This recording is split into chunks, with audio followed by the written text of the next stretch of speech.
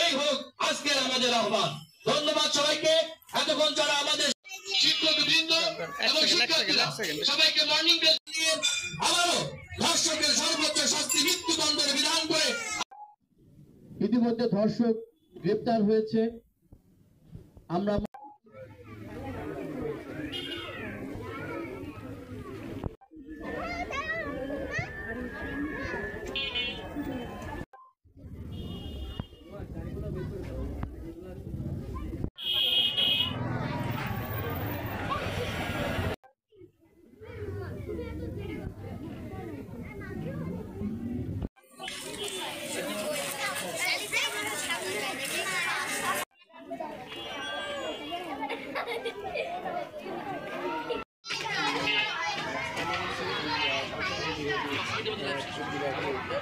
নির্যাতন এবং ধর্ষণ তার প্রতিবাদে আমরা মানববন্ধন দ্রুততম সময়ের মধ্যে সর্বোচ্চ শাস্তি নিশ্চিত করতে হবে।